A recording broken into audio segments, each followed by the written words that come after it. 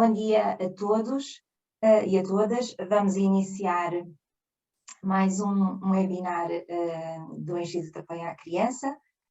Este webinar, como lidar com as tecnologias no período de férias, foi pensado num período crucial para as nossas crianças, em que as férias escolares, para alguns já chegaram, para outros estão a chegar, e com elas a preocupação de muitos pais e profissionais relativamente ao uso das tecnologias por parte das crianças e dos adolescentes. Portanto, vivemos num mundo cada vez mais digital, em que os mais jovens sentem a necessidade de serem atualizados e conectados, especialmente se pensarmos no momento atual marcado pela pandemia e pelo distanciamento social, que nos incentiva a usar estes recursos para nos relacionarmos com o outro. Este webinar, inicialmente pensado, inseria-se no ciclo de formação interna do IAC, mas dado o tema e o facto também de nos associarmos à campanha Férias, um lugar tecno-saudável, resolvemos então alargá-lo a todos quantos têm interesse e nos podem acompanhar. Esta campanha, Férias, um lugar tecno-saudável, é uma campanha lançada pela Direção-Geral de Educação, no âmbito do Centro de Sensibilização Seguranet, com o professor Daniel Sampaio, com a professora Ivone Patrão, nossos palestrantes hoje, e que eu passarei a apresentar mais à frente, tem o apoio da Geração Cordão e à qual o IAC se associou desde a primeira hora. Uma campanha que visa sensibilizar as crianças e os jovens para o uso saudável da tecnologia durante este período das férias escolares.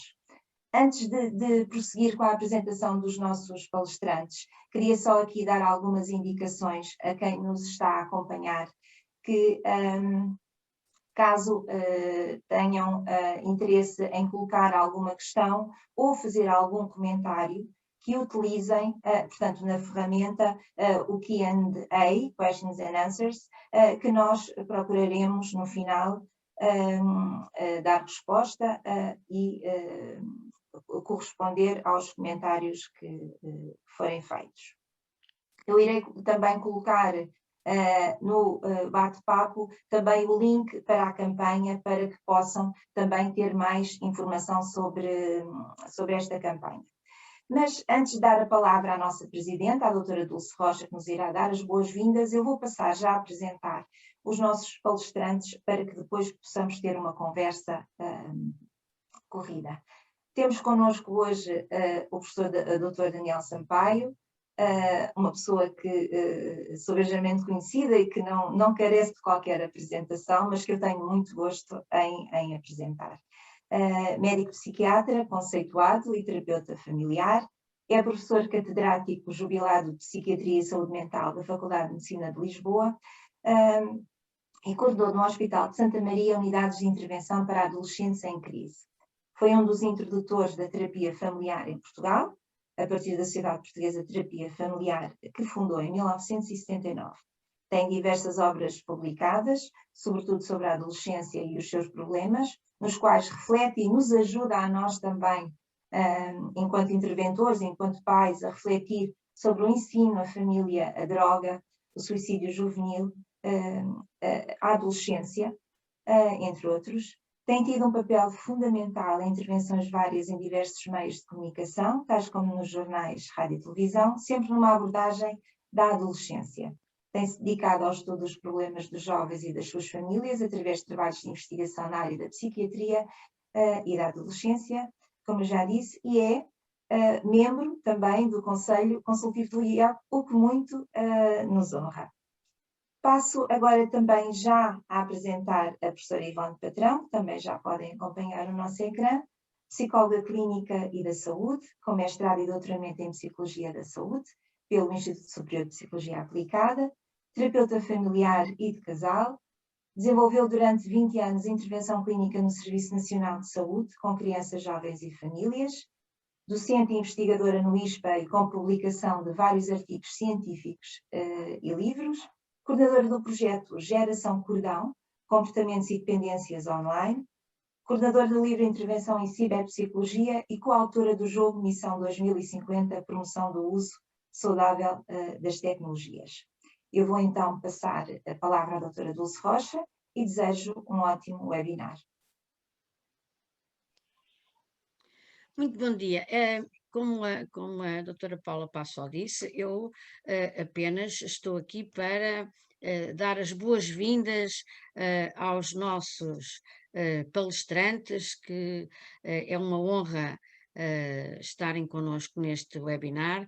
Quando o professor Daniel Sampaio teve a ideia de que seria interessante se o IAC se associasse, evidentemente que ficámos logo muito entusiasmados no Instituto, na nossa direção, e propusemos-lhe um webinar que permitisse que mais pessoas tivessem oportunidade de partilhar as suas reflexões e os seus conhecimentos.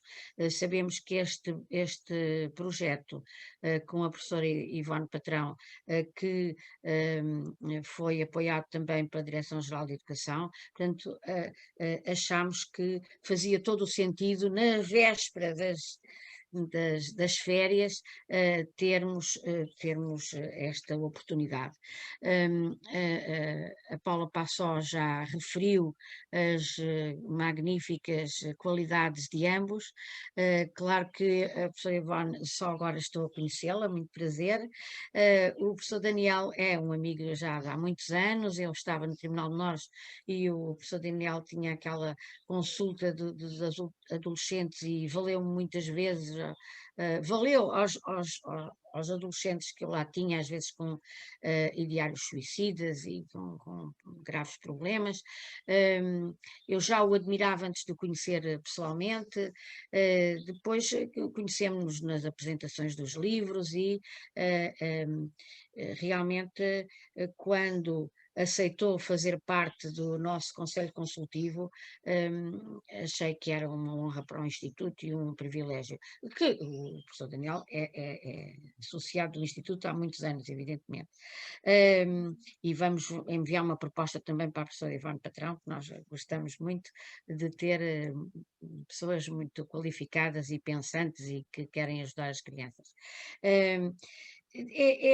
Esta semana perdemos um psiquiatra da infância e da adolescência, o professor Coimbra de Matos, e com quem tive a oportunidade de trabalhar quando ele era diretor do Departamento de Pedopsiquiatria no Hospital Dona Estefânia, e por isso também queria fazer aqui uma homenagem. Também foi um lutador pelos direitos das crianças, mas voltando a este tema, eu penso que é um tema muito oportuno, muito atual e que vai ser muito útil a todos os profissionais, a todos os técnicos que vão acompanhar crianças em atividades agora nas férias. Por exemplo, o nosso projeto das crianças de rua, que a Matilde Sirgado é coordenadora há tantos anos, vai contactar e vai ter uma série de atividades com crianças e jovens, não é? E portanto, todo esse conhecimento e essa reflexão e o resultado dessas pesquisas que têm feito, de certeza que será muito útil para os nossos profissionais. Por isso, achámos que era interessante alargar e dirigimos também convites às comissões de proteção para, se quisessem acompanhar-nos neste webinar, o poderem fazer. Mais uma vez, é de todo o coração, agradeço-vos muito estarem connosco e agradeço também, evidentemente, a todos os que nos estão a acompanhar, quer através do link que foi distribuído, quer também através do Facebook. Esta distância tem esta particularidade de não nos podermos ver e de não nos podermos abraçar, é tudo mais, mais mental, não é? Mais espiritual, mas também tem estas vantagens, é que este webinar vai ficar com a possibilidade de quem não pôde ver hoje, porque tem outros afazeres, poder ver amanhã, poder ver esta noite, poder ver depois da manhã, e portanto temos de ver sempre as vantagens das coisas, em vez de estar sempre a pensar nas desvantagens. E realmente é um privilégio ter-vos aqui, Um abraço muito grande ao professor Daniel Sampaio, é sempre um prazer. E professora Ivone, sei que tem desempenhado agora, tem tido estas preocupações na sua carreira e é também um gosto vê-la por cá. Muito obrigada a todos. Obrigada. Nós tínhamos combinado que a Ivone faria inicialmente uma apresentação sobre a questão das tecnologias em geral e do uso das tecnologias, e depois eu faria uma parte sobre a família, sobre a relação da internet com a família, e depois espero que se generalize a discussão. Nós não vamos falar muito tempo propositadamente, porque penso que este webinar vai ficar muito mais rico com as participações todas e com as questões que forem levantadas por todos aqueles que quiserem participar. Então eu propunha que a Ivone fizesse a introdução como tínhamos combinado. Muito bom dia a todos, obrigada professor, é um gosto poder participar neste webinar e partilhar algumas das reflexões, alguns dos dados da investigação que se tem vindo a desenvolver em Portugal e também experiência em consulta com as situações mais problemáticas no âmbito do uso e do abuso da tecnologia. E de facto, como diziam na apresentação, muito importante que haja uma reflexão para aquilo que acontece nos períodos escolares e para aquilo que acontece nos períodos que são as férias. E esta campanha, com todas estas instituições que se foram juntando, está a ser muito importante.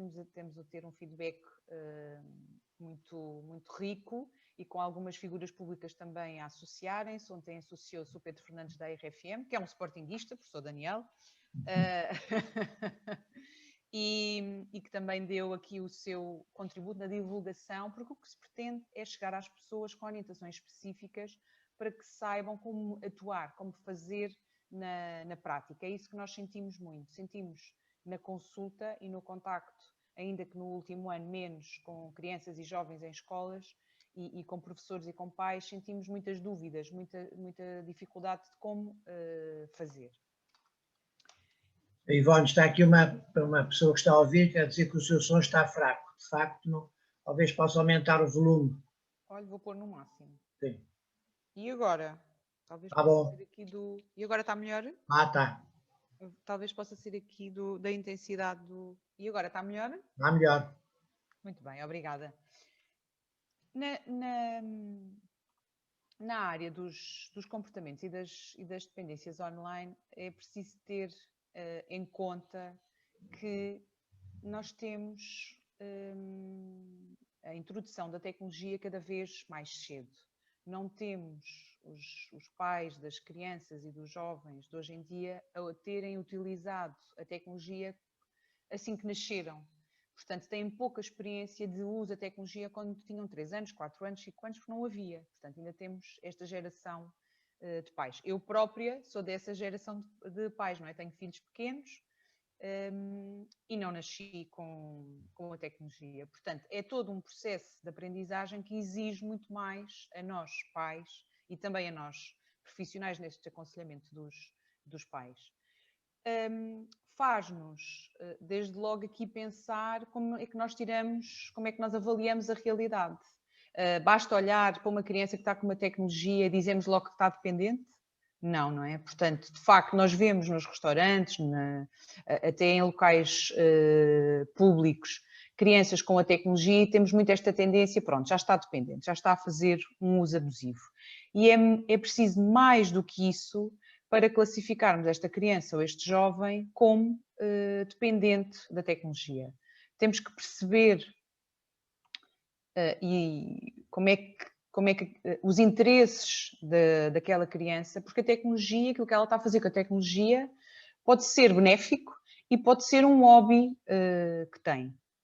E claro que hoje não estamos aqui para falar das potencialidades da tecnologia, mas ela de facto tem muitas e estamos agora a experimentar uma delas, que é podermos estar aqui todos à conversa. E para as crianças e para os jovens nós vemos as questões da aprendizagem, da comunicação, da proximidade, de poderem comunicar uns com os outros mesmo distantes e claramente também para as questões da aprendizagem que ajudam para o seu desenvolvimento. Claro que se não houver regras e limites na condução desta gestão do uso do online, assim como também se não houver para outras questões do mundo offline, há riscos. E preocupa-nos muito as questões do cyberbullying, as questões da privacidade e da forma como se comunica, esta questão da etiqueta online também é muito importante e claramente as questões da dependência. Mas como eu dizia há pouco, nem todos estão dependentes. Claramente que vão fazer em períodos um uso mais abusivo ou até um uso que se considere problemático e há meramente uma fatia, uma percentagem de jovens que vão evidenciar todos os critérios de dependência online. Sabemos que os rapazes, tendencialmente, o interesse é o jogo online e as raparigas, as redes sociais. Depois, acaba por ser aqui misto, para rapazes e raparigas, a questão do uso da multimédia. Já vários autores têm debruçado sobre estas questões da dependência online. Nós podemos ver no DSM-5, já em 2013, no apêndice, os critérios para a perturbação do jogo pela internet e com a recomendação que era uma área em investigação. Podemos também ver o CID-11 em 2018 a classificar o gaming disorder, não é? Portanto, o jogo online, não o gambling, não as apostas online, não é? O jogo online como no fundo, uma patologia e com os seus critérios. De facto, o jogo online é aquele que tem mais investigação feita e já tem investigação que já vinha do próprio jogo patológico offline. Portanto, há aqui muitos correspondentes. É muito interessante de olharmos para a investigação que recorre, por exemplo, a ressonância magnética para avaliar e para comparar amostras de pessoas dependentes do jogo offline e do jogo online e de perceber que estão ativadas as mesmas estruturas, não é? Por isso é que há muitos autores que falam das dependências com substância e das dependências sem substância e que há aqui alguma semelhança. Muitas vezes há esta ideia errada de passa muito tempo online, então está dependente. Temos que olhar para os outros tempos, para as outras atividades offline que a criança ou que o jovem faz. Temos que perceber como é que está essa distribuição. Não é só olhar para as suas atividades online, temos que olhar para as outras. E há outros critérios. Claro que quando percebemos que cada vez mais a atividade online é aquela que predomina na vida da criança ou do jovem, temos que estar atentos a isso. E quando essa atividade começa a perturbar o sono, a alimentação, a higiene, nós temos casos em comum, eu que o professor Daniel, que nos chegam e que não tomam banho, por exemplo. Portanto, já chegaram a um limite em que a necessidade básica, tão básica como o dormir e o tomar banho, já está completamente fora da sua rotina diária. E depois temos que olhar também para as alterações do humor. Sabemos que a adolescência é um período diferente, é um período com altos e baixos na forma como o jovem se sente, do ponto de vista do seu humor, com muitas tarefas e muitos desafios à volta. E temos que ter aí um olhar bem certeiro para percebermos o que é característico da fase da adolescência e o que é que já pode ser relacionado com um uso excessivo do mundo online e que já esteja a fazer com que o seu estado de humor já esteja mais alterado. Muitas vezes a utilização, percebemos que só se acalmam com a utilização da internet ou daquela preferência que têm no mundo online. Outro critério que é importante também ter em conta é o estar, a necessidade, sentimos e percebemos que tem necessidade de estar cada vez mais tempo. Portanto, não é só olharmos para o tempo que passa, é a necessidade de cada vez estar mais tempo online para se sentir bem. E vemos, e no caso dos jovens dependentes do jogo online, vemos que muitas vezes que é ali que eles reforçam a sua autoestima, que é ali que eles se sentem bem, que é ali que eles têm o grupo de pares. Portanto, esta ideia de, do ponto de vista da intervenção, de repente, cortarmos todo o contacto com o mundo online não é proveitosa, até porque não conseguimos estabelecer relação com o jovem, não o conseguimos conhecer, porque ele está a desenvolver-se muito mais no seu mundo online e é muito mais proveitoso percebermos como é que é o seu mundo online, conhecemos-lo aí e muitas vezes temos surpresas muito agradáveis, porque eles têm muitas competências que vão desenvolvendo no mundo online e no jogo, e muitas delas relacionadas com a comunicação, até com a flexibilidade e com a empatia pelo outro, pelo aquele seu grupo, pelo grupo com quem jogam, e não estão a aplicar no mundo real, porque estão a deixar o mundo real para trás, não é? Estão a deixar o mundo offline para trás. Mas aquelas competências muitas vezes até estão lá e temos que as rebuscar para este mundo deste lado. E como não sentem no mundo deste lado este reforço e não sentem a aplicar aquilo que conseguem fazer, vão saindo deste mundo e vão cada vez mais tendo a necessidade de estar no mundo online. Muitas das vezes, aquilo que se recomenda é que os próprios pais, ao conhecerem o mundo online dos filhos, também joguem com eles. Nós não, quando temos uma criança ou um jovem com uma atividade extra, seja o basquetebol, o futebol, o handball, eles não estão 24 horas a fazer treinos. Portanto, também não é suposto estarmos 24 horas online a fazer um jogo online. Portanto, há regras para as nossas atividades e para os nossos hobbies. A privação é um outro sintoma. Sensações desagradáveis, sejam físicas ou psicológicas, é um outro sintoma pela privação do uso e que também temos que estar atento. Claro que o conflito, e geralmente o conflito com os pais, é um outro indicador, e aqui temos que fazer a distinção do que é o conflito normal de querer ser mais autónomo, da adolescência e de testar os seus limites, e do que é um conflito que está de facto associado a cada vez estar mais online e não de ter outros interesses no mundo offline. O projeto Geração Cordão já existe há mais de 10 anos, começou com a necessidade também de fazer alguma investigação nesta área e validámos uma escala, o Internet Addiction Test, que validámos e publicámos, está acessível online, o artigo está acessível online para quem quiser consultar e utilizar em consulta para fazer avaliação de situações nesta área, e há cerca de um ano no site do Geração Cordão colocámos um screening test curto que famílias e professores podem utilizar para perceber se estão numa situação de uso problemático que devem pedir ajuda ou não. No fundo é também aqui uma ferramenta que está livre e acessível no site e que pode ser aqui uma ajuda para quem está no terreno e que necessite de rapidamente perceber se está perante uma situação que precisa de ajuda ou não. No dia-a-dia, parece muito importante olharmos para algumas características nas crianças e nos jovens que também são de alarme nesta área.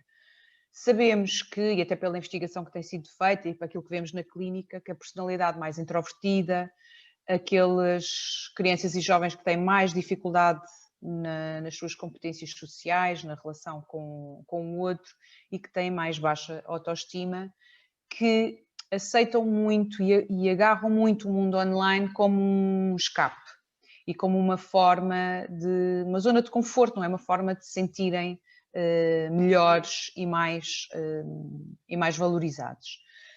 Por outro lado, há outras características como as questões da impulsividade e da baixa tolerância à frustração e, como eu costumo dizer, a dificuldade de lidar com o aborrecimento. Acho que hoje em dia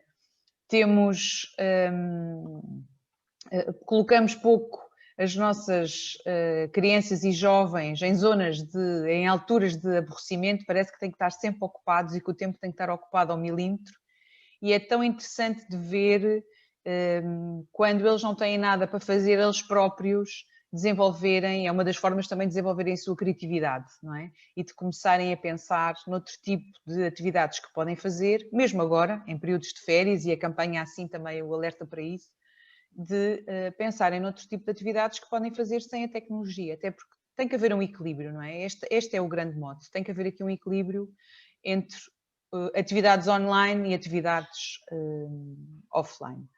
Percebemos também que situações que acontecem no âmbito escolar, como a baixa motivação escolar, como situações de bullying ou de alguma violência no contexto escolar, são formas também dos jovens se fecharem na sua bolha e de se refugiarem nos seus interesses online, e aí os professores também podem dar uma ajuda e estar atentos a estas mudanças na aprendizagem, nos ritmos, no rendimento e na forma como eles se relacionam. Do ponto de vista da intervenção, deixava aqui uma nota muito, muito interessante no livro da ciberpsicologia. Há um capítulo dos colegas do Hospital de Bellvitge em Espanha, em Barcelona, que utiliza o jogo online para tratar a dependência do jogo. São os chamados jogos sérios, que já existem na educação e que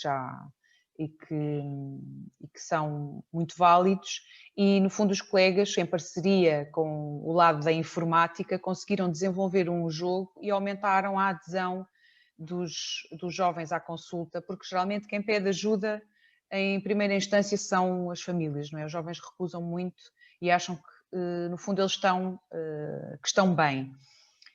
Exatamente pelo aquilo que eu disse há pouco, não é? Porque estão na sua vivência no mundo online, e o bem-estar, quando lhes perguntamos, e até quando fazemos os estudos, quando perguntamos, o bem-estar é elevado, porque eles sentem-se bem lá no seu mundo. Portanto, é um capítulo a ler e a rever para quem tiver interesse na intervenção nesta área, uma intervenção mais dirigida. Deixar também aqui uma nota para alguns sinais de alarme e que temos vindo a ter como resultados da investigação. Nos últimos anos temos vindo sempre a recolher dados em escolas e com autorização do Ministério da Educação, amostras entre os 12 e os 18 anos, e temos um dado que tem vindo a aumentar. Neste momento temos 87% dos jovens que recolhemos que dormem com a tecnologia. E 50% adormece, portanto, utiliza a tecnologia para adormecer. Logo aqui, eu costumo dizer, acho que se não chega à criança e ao jovem por este problema diretamente, acho que é daquelas áreas que se deve avaliar numa história clínica, numa anamnese, o que é que se passa numa casa, numa família, como é que está a acontecer a relação com a tecnologia. Porque se começamos a introduzir a tecnologia desta forma, vamos chegar a um momento que, de facto, vamos preencher todos os critérios e temos uma situação de risco moderado ou até severo para a classificarmos de dependência online. Depois, outro aspecto tem a ver com o uso da tecnologia nas refeições. Temos cada vez mais, ao longo do tempo, percebido que há um aumento da associação entre o uso da tecnologia na hora da refeição e sem a presença, portanto, faz-se as refeições que não são feitas em família e são feitas com a tecnologia à frente. Esta, de facto, é uma preocupação. Será que andamos cada vez mais com a tecnologia ao colo, curvados para a tecnologia, fazer uma vénia à tecnologia? Já há alguns reumatologistas e ortopedistas preocupados, não é, com a nossa postura e, sobretudo, as crianças e dos jovens, que impactos é que pode ter. Mas não é a tecnologia que nos pode dar os afetos que nós precisamos. O abraço, o beijo, o toque, o cheiro, ela não nos dá, não é? Pode eliminar distâncias e podemos continuar em relação, mas não nos dá aquilo que o nosso cérebro precisa na sua totalidade. Portanto, a luta nesta área é fazer com que crianças e jovens não andem com a tecnologia ao colo e que a tecnologia não seja um colo, o único colo que eles tenham para eles. E se calhar dava um mote aqui ao professor Daniel, o que é que as famílias estão aqui a fazer e como é que se estão a comportar neste colo dada a tecnologia. Bem, muito obrigado, Ivone. Eu queria começar justamente numa reflexão sobre a adolescência. Eu vou falar da adolescência e família, porque essa é a minha área de intervenção, embora às vezes tenha nas sessões crianças, mas não sou pedopsiquiatra, não me dedico diretamente às crianças, mas sim a muitos adolescentes.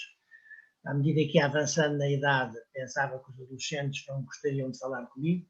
Aliás, há um jovem que se trata comigo, que me designa por avôzinho, mas felizmente tenho conseguido continuar a falar com os jovens. Nesse aspecto também a minha vida familiar, com muitos netos e vários adolescentes, netos, tem ajudado. E agora não posso deixar de começar por falar sobre a minha própria evolução, porque pode ser ilustrativa daquilo que nós pensamos sobre a adolescência. Eu comecei a trabalhar com adolescentes, muito influenciado pelo Dr. João dos Santos, que foi a pessoa que teve a ideia do Instituto de Apoio à Criança, que ele, aliás, queria designar para o Instituto da Criança. Depois ficou o Instituto de Apoio à Criança, mas o Dr. João dos Santos dizia que eu me devia ocupar desta área, quando estava a fazer muitos seminários que fazia semanalmente com ele no Hospital de Santa Maria. Ali ao Hospital de Santa Maria estava com os técnicos do Serviço de Psiquiatria que quisessem, entre as 8h30 e às 11h, depois às 11h tomávamos café e continuámos a falar. E nesses seminários, aquilo que eu aprendi fundamentalmente é que temos que ouvir as crianças e os adolescentes, coisa que nós muitas vezes esquecemos. Por exemplo, os professores esquecem-se muitas vezes de ouvir os alunos. Parece uma coisa muito simples e de lá para ali, mas é muito importante, porque muitas vezes são tomadas medidas sobre as crianças e adolescentes sem os ouvir. Por exemplo, todas as mudanças que houve na escola e o impacto da pandemia na escola, houve pouco cuidado em perceber o que é que as crianças e adolescentes pensavam sobre isso. Ainda hoje, que é curiosamente o último dia de aulas do primeiro e segundo ciclo, foi entrevistado um jovem de 11 anos na Antena 1, que fez uma descrição extraordinária do que é que são as aulas online e da parte negativa dessas aulas online, que é, começou por dizer, os doutores não nos viam a todos, o que eu achei uma coisa muito interessante, porque o professor tinha dificuldade em online ter a turma toda, digamos assim, sobre o seu olhar. E depois esse rapaz de 11 anos dizia, e depois falava muito pouco connosco, porque nós não falávamos com os doutores, às vezes nas aulas presenciais, quando elas começaram, nós pudemos ir ter com os professores, às vezes no intervalo, e falar com eles. Ora bem, isto é uma questão muito importante quando nós trabalhamos com jovens que estão a utilizar abusivamente a internet ou aqueles que estão dependentes, porque é preciso nós pensarmos que todos nós utilizamos hoje em dia muito a internet e o telemóvel. Há agora uma aplicação que permite saber quantas horas nós estamos por dia na internet. E um amigo meu, mais jovem que eu, outro dia fez essa própria estudo da aplicação que ele tinha e chegou à conclusão que estava 5 horas por dia, utilizava o telemóvel 5 horas por dia. Eu fiquei impressionado. Ele é uma pessoa profissionalmente muito ocupada e eu nunca diria que ele estava 5 horas. É claro que esta aplicação mede tudo aquilo que ele faz, ou ver as horas, ou consultar um site, ou fazer um telefonema, fazer uma mensagem, mas mesmo assim é muito impressionante, 5 horas por dia. É claro que ele fez algum esforço e passou para 3 horas e 50, coisa que eu achei muito curioso. Ora bem, de facto, nós todos somos muito utilizadores da internet. Os pais que criticam os filhos, muitas vezes eles próprios estão muitas horas online. Estão online em momentos da vida familiar, que a Ivone já aflorou esse tema e que eu vou desenvolver mais a seguir. E, portanto, a primeira coisa que nós temos que perceber é como é que a família está online, como é que a tecnologia formou a dinâmica familiar. Isso hoje em dia é fundamental, porque antigamente não se pensava assim. Nos anos 60 e 70 começaram a haver muitos estudos sobre a adolescência, mas era uma perspectiva psicanalítica, que era a dimensão interna da adolescência, que continua evidentemente a ser muito importante. Aquilo que o adolescente sente na sua vida interna e as modificações que o seu psiquismo vai ter durante a adolescência e as velhas questões da transformação física que a adolescência provoca. Tudo isso é válido e importante. Mas quando, a partir dos anos 90, se generalizou o uso da internet, nós passamos a ter uma dimensão importantíssima de estudo da adolescência, que é justamente a internet. E nós podemos dizer que não há hoje em dia adolescência sem internet. Entre os 16 e os 18 anos, o professor Gustavo Cardoso do ISCTE já estudou isso, e entre os 16 e os 18 anos, todos os adolescentes de todo o nosso país estão na internet. Mas os pais também estão bastante tempo. Então, a primeira coisa a perceber é que hoje em dia nós temos que avaliar a adolescência através do indivíduo, da sua dimensão interna, da sua relação com os pais, como sempre fizemos, da sua relação na escola, como sempre fizemos, mas depois temos que ver o que é que se passa na internet e como é que a internet é utilizada. Quando nós vemos uma família que se queixa de que o filho passa muito tempo na internet, e particularmente no telemóvel, nós verificamos que a primeira coisa que eles fazem é considerar o telemóvel, o computador, o tablet, seja o que for, uma coisa má. E, portanto, esta família organizou-se de uma forma de confronto entre um adolescente que está a viver a sua autonomia através da internet e considera a internet essencial para o seu desenvolvimento. Basta ver, por exemplo, o YouTube, as músicas que eles colocam no YouTube, os poemas que colocam na net, a forma como comunicam com os amigos, como a Ivone já falou. Este é o mundo que o adolescente está a viver. E do outro lado temos uma família que está a considerar esse mundo uma coisa má. E está, podemos dizer, a diabolizar o uso do telemóvel. E, portanto, quando essas famílias aparecem na clínica, com certeza que os colegas do IAC têm situações desse tipo, aparecem como um confronto, em que a família vai rigidificando cada vez mais as suas regras e vai hostilizar, proibir, chegam a desligar a eletricidade para não haver acesso à internet, há zangas à custa do telemóvel, há retirada do telemóvel, sobretudo dos mais novos, em que os pais têm mais poder e retiram o telemóvel, escondem o telemóvel e fecham o telemóvel, portanto a família aparece-nos sobre um confronto. Ora, sabe-se da intervenção na adolescência que não se pode trabalhar, uma família não pode viver, não pode funcionar em confronto permanente. Pode haver confrontos pontuais, pode haver pequenas turbulências que são típicas da adolescência, mas quando uma família está muito agressiva e está em confronto, nós temos que intervir. Muitas vezes vamos verificar que, de facto, há dependências dos jovens. Nós podemos dizer que há utilizadores abusivos, são aqueles que começam a utilizar muito a internet, e depois os dependentes, que são aqueles em que a dependência começa a afetar a sua vida. No caso que a Ivone falou e que nós tratámos em conjunto, que é um caso muito interessante, mas não o podemos relatar por razões de confidencialidade, mas era um jovem de 14 anos muito inteligente, que passava a vida a jogar na internet. Os pais estavam sempre, particularmente o pai, a interromper o jogo e a criticá-lo. Este rapaz, que é um rapaz muito agressivo, que ainda não sabe regular as suas emoções, começou a discutir com o pai com ele, a mãe a tentar intervir, e no momento da minha primeira consulta, era um adolescente que cuspia ao pai e o pai cuspia nele. Era exatamente assim, era assimétrico. Ele cuspia e o pai cuspia. Não tomava banho, conseguia mais ou menos safar-se na escola porque é muito inteligente, a situação estava num conflito enorme. O que é que fizemos? Bom, este rapaz teve que ser medicado, teve que fazer uma medicação para ficar com menos agressividade, mas foi sobretudo o trabalho da Ivone, que foi um trabalho de negociação. E essa é a dimensão que eu vos queria dizer. Portanto, quando nós trabalhamos com uma família onde há uma dependência da tecnologia, a negociação é a palavra-chave. Eu sei que é uma palavra muito batida, mas é preciso sabê-la fazer.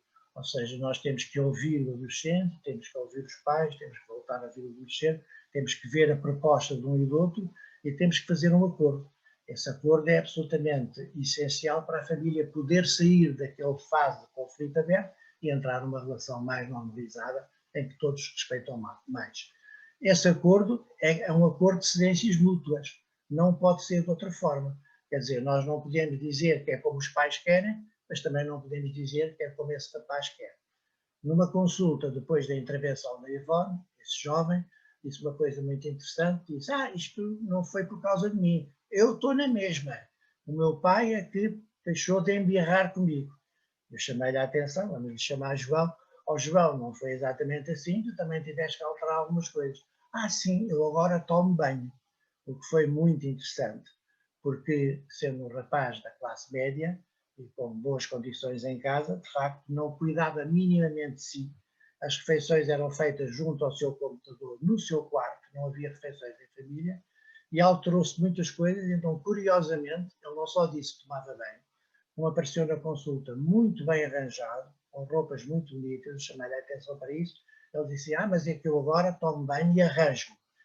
E eu disse-lhe para tirar a máscara, porque eu utilizo um acrílico de proteção, portanto peço às pessoas para tirar a máscara. Além disso, hoje em dia estou cheio de anticorpos, portanto até setembro pelo menos não vou apanhar Covid. Isto é uma parte pessoal. E ele disse uma coisa muito interessante, não, eu não tiro a máscara, não tiro a máscara porque a barba está a crescer e eu ainda não estou à vontade com a minha barba. E, portanto, prefiro usar a máscara, porque a máscara esconde estes pelos que estão a aparecer na cara. Quando eu tiver uma barba mais forte, então eu mostro mais a minha cara, ainda por cima agora tem algumas borbulhas de acne.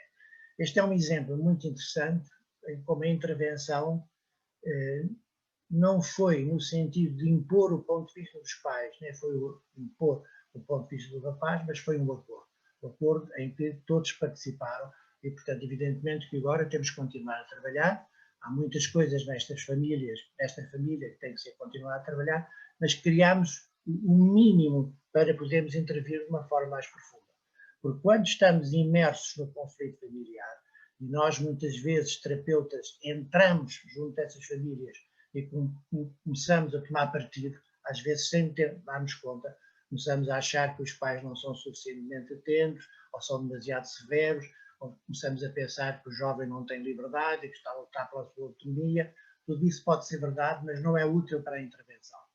E a psicoterapia familiar destas famílias hoje em dia com adolescentes é muito importante perceber como o território da internet é um território de autonomia. A Ivone já falou disso, mas não quero mais sublinhar. Através da internet eles contactam com os amigos, inicialmente, e quando eu trabalhei muito em escolas com a professora Margarida Gaspar de Matos, nós dizíamos, não havia, os telemóveis não estavam ainda a ser utilizados, nós dizíamos, peçam para pôr o computador na sala, ponham o computador numa zona de passagem. Ora bem, esta mensagem hoje em dia não tem qualquer sentido, eles têm um computador no bolso que se chama telemóvel, e como vimos, a partir dos 10 começam a ter e aos 16 têm todos, de todas as classes sociais. Então, se eles têm um computador no bolso e têm acesso à internet, o que é preciso é regular, de acordo com os pais, a utilização do telemóvel. Isso é uma negociação, não pode ser feito de outra maneira. Mais uma referência às horas que nós temos de conquistar para a nossa causa. Há momentos da vida familiar que são extremamente importantes. Primeiro é de manhã, quando as pessoas tomam um pequeno almoço, atenção que cerca de 30% dos adolescentes portugueses não tomam um pequeno almoço em casa, o que é um número impressionante. Portanto, vão para a escola sem comer e depois comem um bolo açucarado às 11 da manhã. Eu acho estas coisas interessantes porque se fala muito pouco destas coisas. Agora, por exemplo, pede-se aos portugueses para mudarem o seu comportamento em relação à vacina, etc., quando nunca houve nenhum investimento por parte do Serviço Nacional de Saúde na educação alimentar, por exemplo, que é absolutamente essencial na adolescência, como sabem.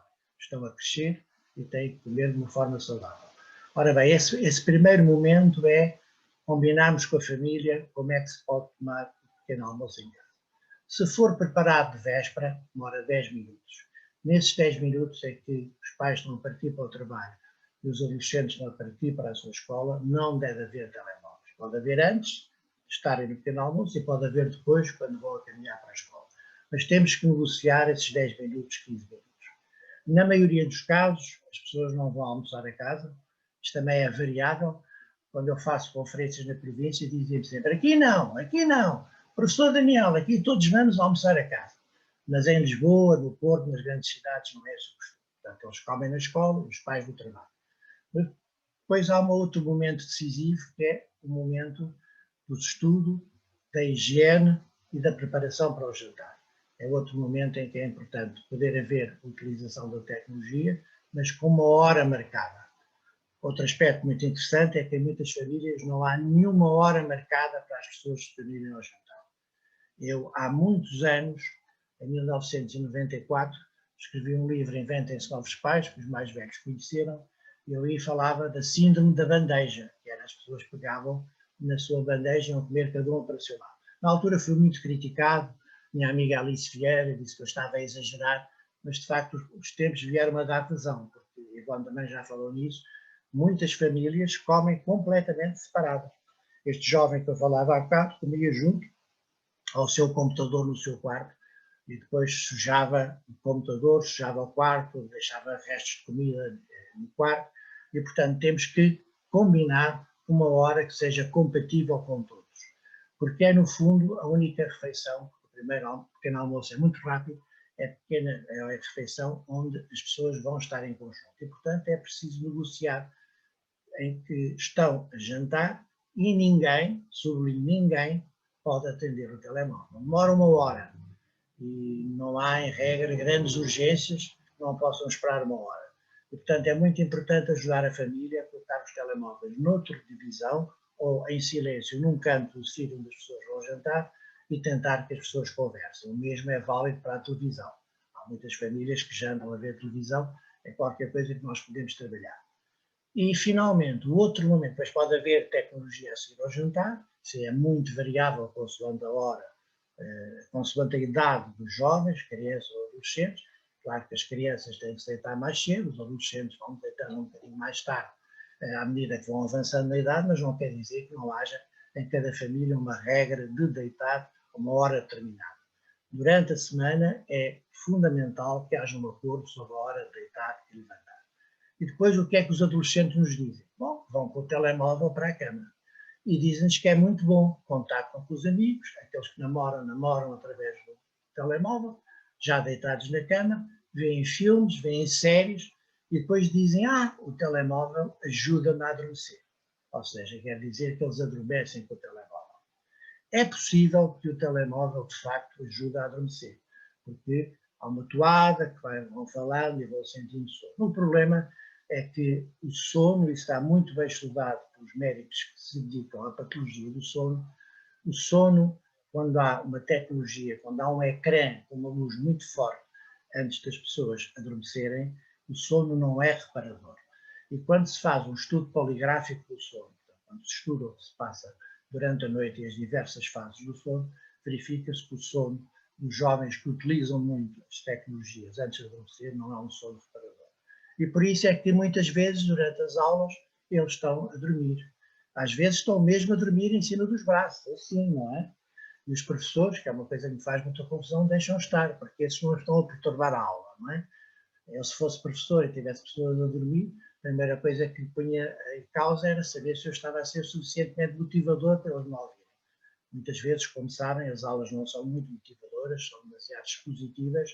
Agora há um pouco a mania de projetar vídeos com a sala obscurecida. Eles dizem, que bom, a sala está escurecida, eu dormo melhor. Ora bem, esse sono não é reparador, como eu estava a dizer. Porquê? Por uma razão biológica que é importante que todos conheçamos.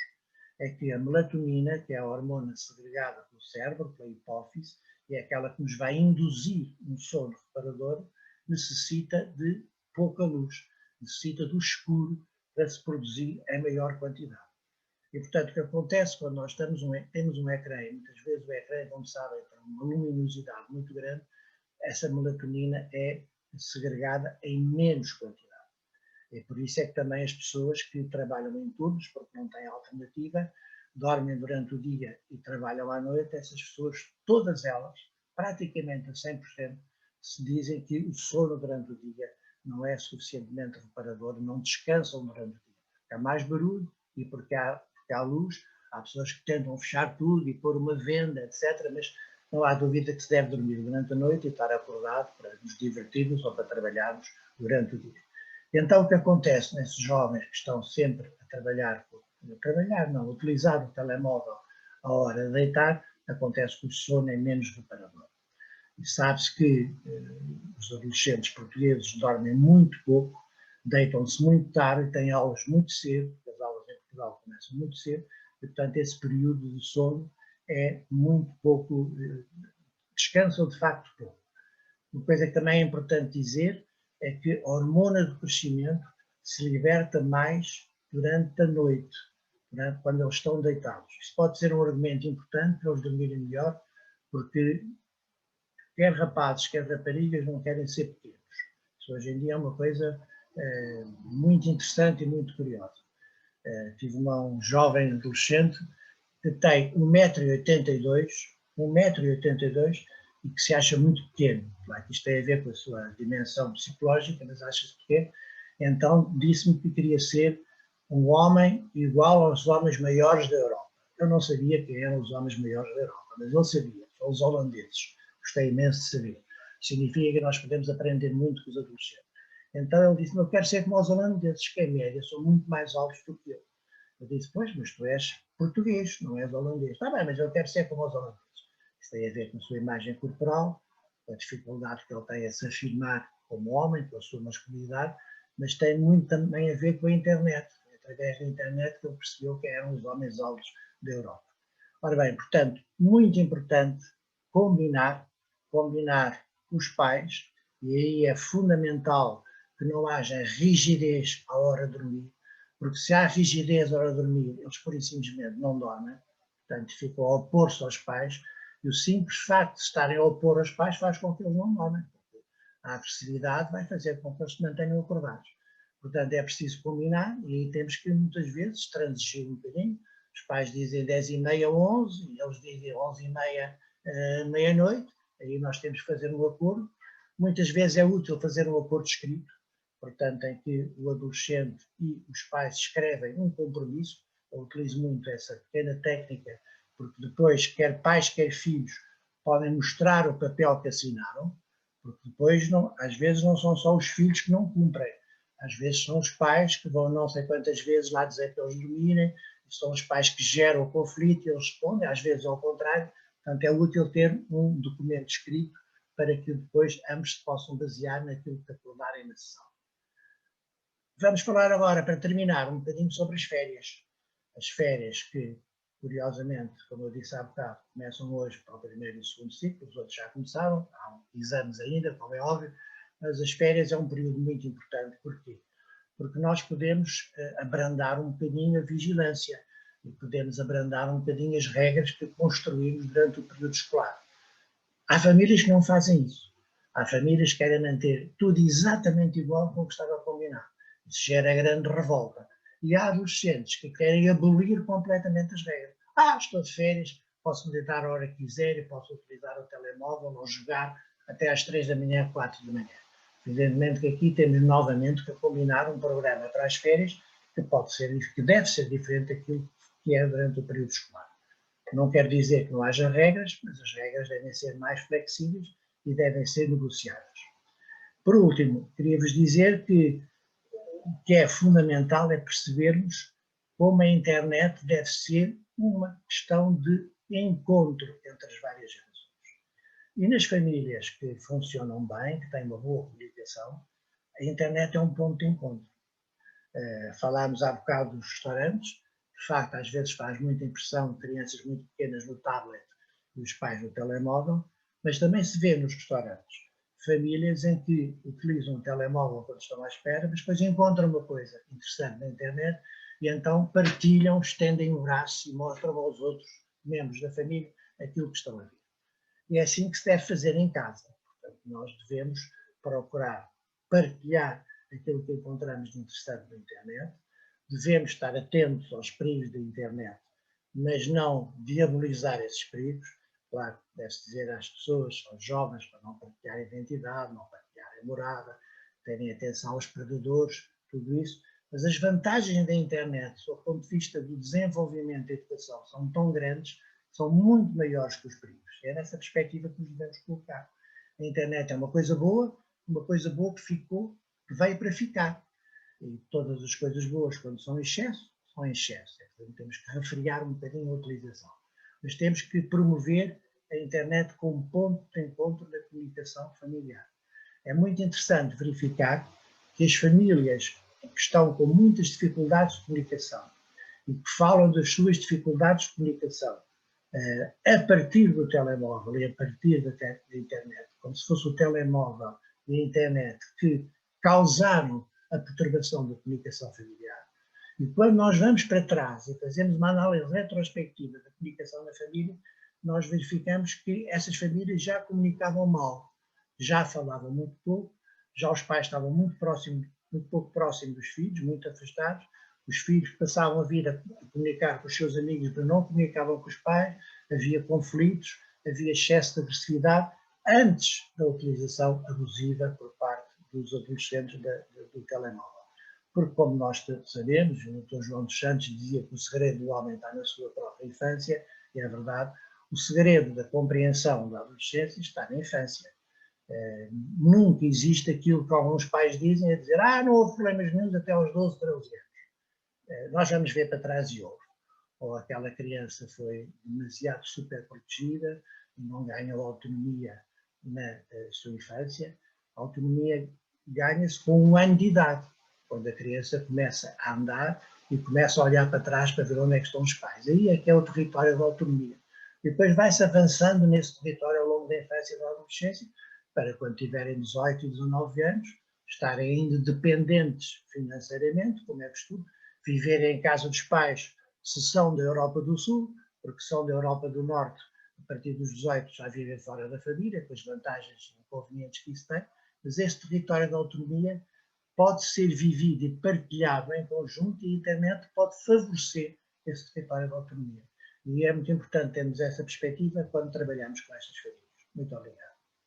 E agora, como dizia um professor do saudoso Liceu Normal de Pedro Nunes, a que nós chamávamos Liceu Anormal de Pedro Nunes, agora generaliza-se a discussão. Portanto, estamos disponíveis. Vou só pedir um copo de água, que a minha voz ainda não está a 100%. Peço desculpa, mas volto já.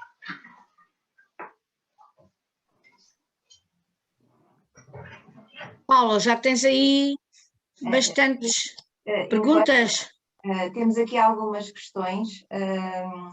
Enquanto aguardamos pelo professor Daniel Sampaio, não sei se doutora Dulce ou doutora Matilde, perdão, doutor Vasco querem fazer algum comentário, mas sim. Eu posso dizer que é sempre um gosto ouvir o professor Daniel e gostei muito de ouvir pela primeira vez a professora Ivone. Realmente são temas muito atuais que às vezes fazemos de conta que não existem. Nós temos feito alguns encontros em que já tratámos da questão da segurança da internet, o ciberbullying, a questão até agora, quando foi o Dia das Crianças Desaparecidas, convidámos o deputado José Magalhães para nos falar deste aumento horrível dos sites com abusos sexuais de crianças explícitos, não é? Que cresceu muito agora no tempo da pandemia, principalmente na Holanda e na Alemanha. Eu se calhar dava aqui uma chega, não sei se me estão a ouvir bem, eu se calhar dava aqui uma chega.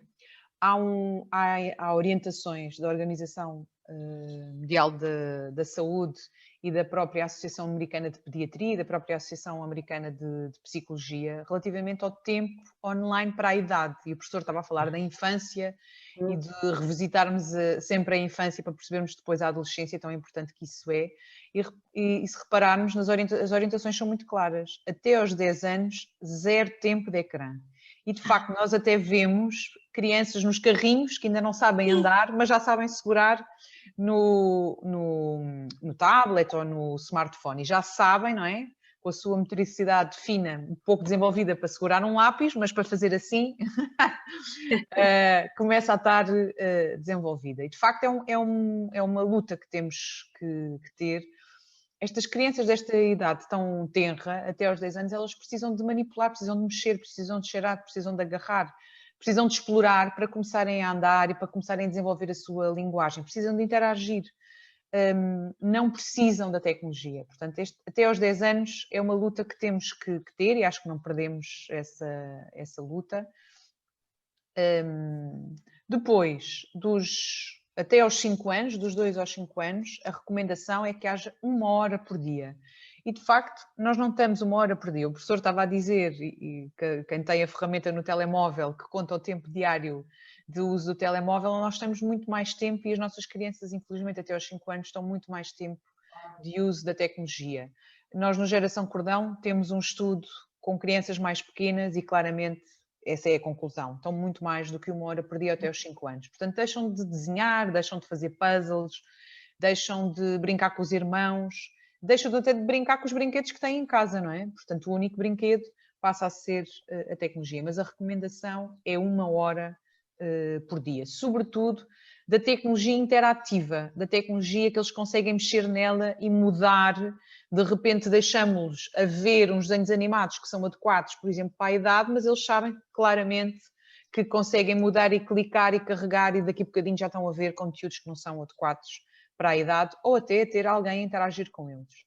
Depois, até aos 10 anos, máximo, o considerado que máximo, o limite máximo são as 3 horas por dia. E aqui estamos a falar de idades, mas também temos que dar atenção ao nível de desenvolvimento da criança, à maturidade da criança, à forma como ela regula o seu comportamento, como consegue gerir o uso da tecnologia. Há crianças que nós percebemos, olha, vai estar aqui este tempo, 5 minutos antes, que é um truque que os pais podem utilizar, 5 minutos antes eu aviso-te para desligarmos a tecnologia, para a arrumarmos, porque a tecnologia também tem que ter um sítio onde se arruma lá em casa, assim como os outros brinquedos, e não é no quarto, atenção, porque senão estamos a dormir e de repente acordamos e está ali mesmo à mão, não é? Pronto. Eu tive muitas situações de crianças e jovens em consulta que vinham por alterações de comportamento e ninguém percebia e fazia a simples pergunta, então onde é que está a tecnologia? Está debaixo dos lençóis. Nem os pais sabiam que a tecnologia dormia debaixo dos lençóis. Portanto, só este pormenor aqui tão importante e com tanto impacto para o seu desenvolvimento. Portanto, até aos 10 anos, 3 horas por dia, mas tendo em conta a forma como a criança, as suas características, o seu nível de desenvolvimento e a forma como autorregula o seu comportamento. E se tem necessidade de maior ajuda para regular o uso da tecnologia ou não. Depois, na adolescência, claro está, que tendo em conta também o nível de desenvolvimento e a forma como regula o comportamento, é importante passar alguma literacia digital, como estava a dizer e bem, estas questões do que é que se pode publicar, da exposição do privado, do que se colocar na internet fica para sempre na internet e que também não podemos acreditar em tudo que vemos. Se começarmos de pequenos, e este é o meu... É a minha chancela aqui, se começarmos de pequenos a fazermos promoção do uso saudável da tecnologia, nós vamos ter adolescentes muito mais conscientes e que já tiveram lá desde pequenos a sementinha. Nós no último ano apresentámos uma história infantil nesta área, portanto não há porque, que é o Pássaro Nimas, dá asas à diversão, não há porque não começarmos a falar deste tema e acharmos que a história devia de ser aqui, as crianças pequenas gostam tanto de histórias, não é? E eles aderiram muito, portanto temos muitos relatos de educadores e de próprios pais que aproveitaram a história para começar a falar do uso saudável da tecnologia e começar a lançar estas sementinhas. Não é na adolescência que nós vamos impor as regras todas e de repente começar a falar disto. É antes, porque a tecnologia também é introduzida antes, para que depois na adolescência não seja necessário este controlo e este seguidismo dos adolescentes, possamos dar autonomia, responsabilidade e que eles possam gerir o seu uso da internet e com mais riscos e menos riscos, que saibam ir contornando esses riscos. Não sei se posso, Paula, como há bocado desta oportunidade, só dizer que eu estou verdadeiramente encantada com tudo o que estou a ouvir e que faz todo o sentido, principalmente para quem tem a mão na massa, a nível da intervenção com crianças, adolescentes e jovens. E aqui, a nível do Instituto de Apoio à Criança, no Projeto Rua, nós temos estado a experienciar quase todos os conselhos que nos apresentam. E queria apenas realçar um tópico. Estamos a falar aqui de contextos mais adversos, com crianças, jovens e adolescentes, onde nem sequer têm no seu dia-a-dia os pais preocupados, os pais para negociar porque os pais estão também eles em contexto adverso a lutar pela sobrevivência ou a trabalhar imensas horas e não conseguem acompanhar. Muitas destas crianças estão fechadas na rua ou entregues a si próprias e fazem todo este processo autonomamente e muitas vezes com grandes erros e cometendo grandes e vivenciando grandes dificuldades. Qual é a proposta da nossa equipa? Nós utilizamos muito, por um lado, a educação digital o mais precocemente possível, como a nossa Presidente já partilhou, fazendo sessões explicativas em contexto escolar, em contexto comunitário, sempre que temos esta oportunidade e, acima de tudo, tentamos não diabolizar, como dizem muito bem, a internet, mas incorporá-la nas nossas atividades e nas nossas ações de forma saudável e de forma educada. E não é fácil, porque nós estamos todos os dias com eles permanentemente, mas utilizamos outra ferramenta em complementariedade. Tem sido o nosso grande instrumento neste processo de educação, que é o lúdico. E é tão interessante, por isso é que eu quis partilhar aqui com este grupo e com esta reflexão, é tão interessante que as próprias crianças e os próprios adolescentes largam o digital e largam a internet de forma voluntária para voltarem a jogar tradicionalmente, para voltarem a experienciar a cidade de forma lúdica, através de jogos, de dinâmicas de grupo, de esportes radicais. E é muito interessante que quando nós propomos a estes jovens e a estes adolescentes, e eles têm que ser protagonistas, ativos destes desafios, tem sido fantástico o resultado. Nas férias, e o tema que nos interessa muito, e estamos agora no início das férias, é de facto podermos ocupar de forma alternativa e saudável estes jovens que estão muito mais disponíveis nas férias, não têm o período letivo, e é quando o Instituto de Apoio à Criança intensifica a sua ação junto deles com estas propostas alternativas, educativas, lúdicas, sem a utilização da internet. Depois, existe um outro tópico que eu também quero introduzir no nosso diálogo, que é, muitas vezes, e principalmente com os mais crescidos, eles são verdadeiros protagonistas ou interventores, digo, num papel de mediadores para nos fazerem chegar a outros jovens e até as crianças mais novas, com um papel de mediador ativo, e utilizamos, por vezes, os jogos online criados pelo próprio Instituto de Apoio à Criança com a participação deles para temáticas mais educativas e temáticas atuais, como os direitos das crianças, os direitos humanos, eles fazem vídeos, ou seja, são utilizados de forma também saudável para chegar a outros. São metodologias que nos têm dado muito êxito e resultados muito práticos. Deixe-me comentar só o que disse a Matilde, que disse uma coisa muito importante no meio da sua intervenção, mas quando a Matilde disse que é importante tornar os jovens os protagonistas da intervenção, isto é uma dimensão importantíssima, é que nós não podemos intervir junto de crianças e adolescentes sem lhe darmos voz, eu disse isso no início, mas sobretudo na adolescência é muito importante que eles sejam os protagonistas da intervenção, e possam dar ideias para a própria intervenção. Outra coisa que eu me esqueci de referir e que é muito importante, não posso deixar de dizer, é o exercício físico.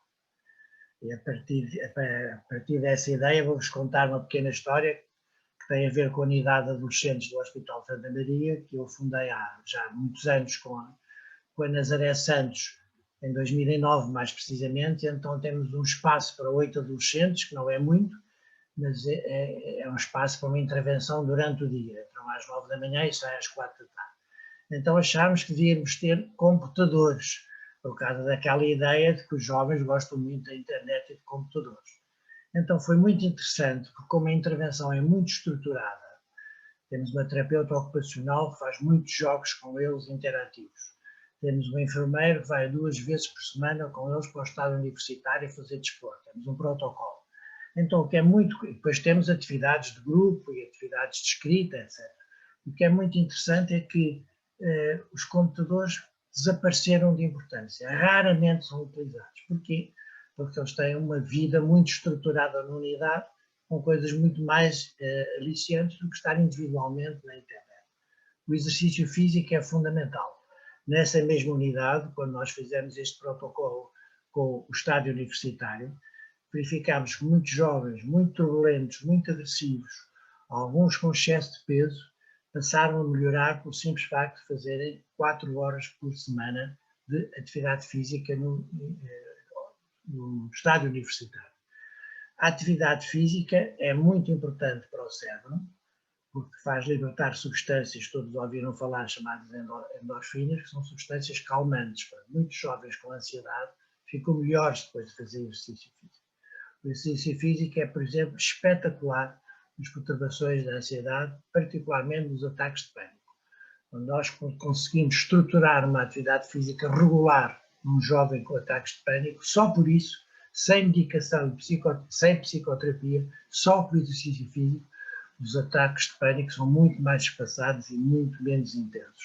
Portanto, é uma das coisas que nós devemos recomendar às famílias, é que promovam atividades ao ar livre. Agora o período de férias é particularmente propício a isso, mas quase sempre, durante todo o ano, nós temos um clima muito bom, é raro o dia que esteja muito desagradável. Portanto, essas atividades ao ar livre de atividade física são extremamente importantes. Então, se os pais puderem participar, e agora felizmente já vemos mais pais, por exemplo, a andarem de bicicleta com os filhos, a fazer alguns jogos de bola, todas as atividades de exercício físico são muito importantes para a promoção da saúde mental.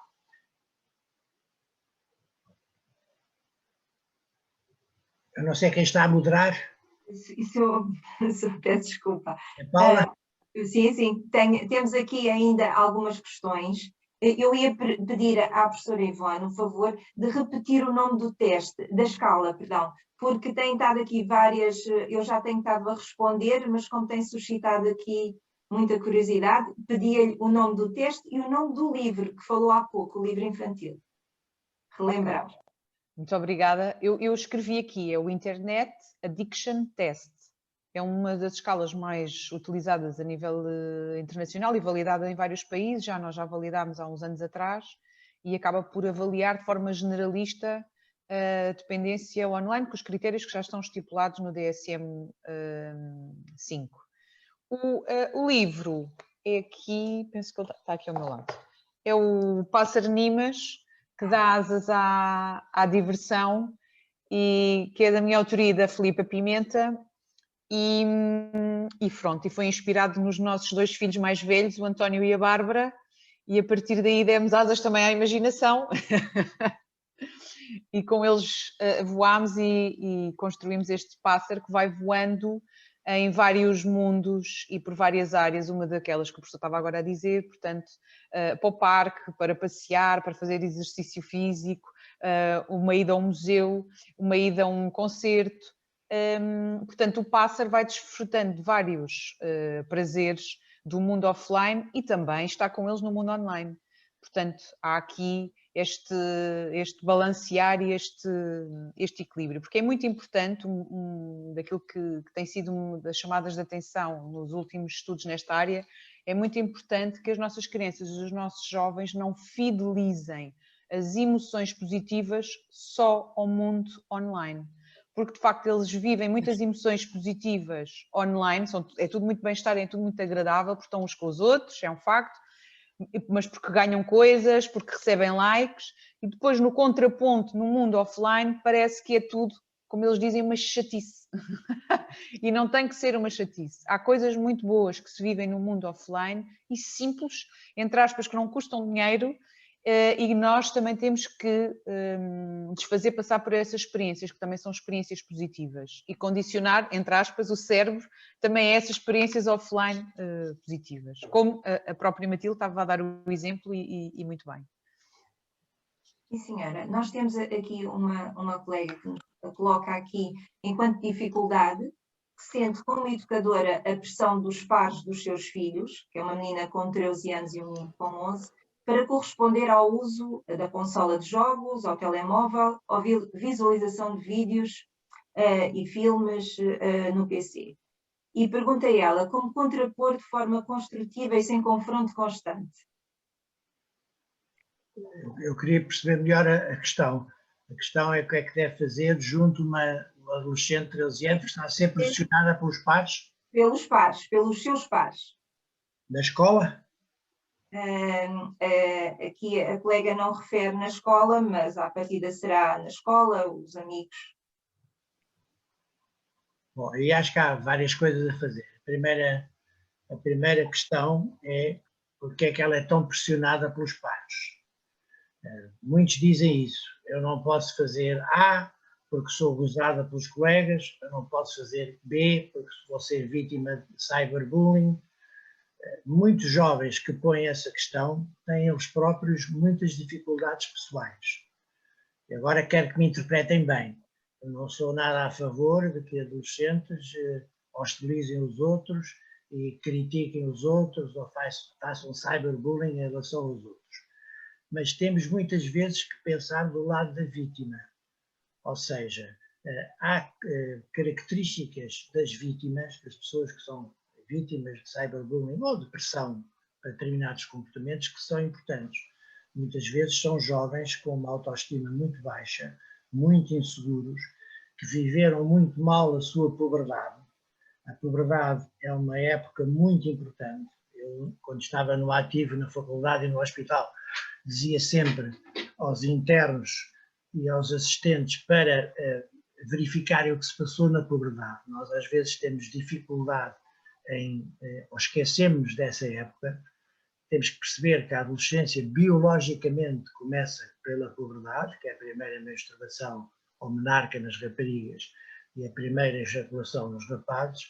Logo aí há uma grande diferença, porque esse episódio biológico de início da adolescência muitas vezes é muito mais exteriorizado nas raparigas nos rapazes. A rapariga fala com a mãe sobre a menstruação, o rapaz não fala com os pais sobre a primeira ejaculação, muitas vezes aparece à noite, sob a forma de um sonho molhado. Logo aí há um mundo de diferenças, mas é muito importante perceber como é que eles viveram essa transformação corporal. E o que se sabe é que muitos jovens que são vítimas de cyberbullying viveram muito mal esse período, afirmaram-se muito mal. Por exemplo, o rapaz que falámos há pouco, que cuspia no pai e o pai cuspia nele, foi um jovem que fez uma puberdade muito precoce. Ele tem 14 anos, mas parece ter mais. Começou muito cedo a sua puberdade. Normalmente isso é um sinal de alarme, porque desenvolvem competências, digamos assim, biológicas que não correspondem a competências emocionais. Portanto, é preciso fazer um trabalho junto dessa menina que está a ser pressionada pelos pais, questionando por os pares. Porque é que ela está a ser tão questionada pelos pares? Porque é que é tão importante para ela a opinião dos amigos e porque é que ela é tão pouco desembaraçada a safar-se, digamos assim, dessa pressão. Depois, evidentemente, se essa pressão for excessiva, é preciso, a nível da escola, tomar outras medidas. Porque, de facto, o bullying nas escolas combate-se com os próprios estudantes. Não se combate com castigos nem suspensões, trabalha-se, consegue-se resultados quando nós temos jovens a trabalhar nessa questão.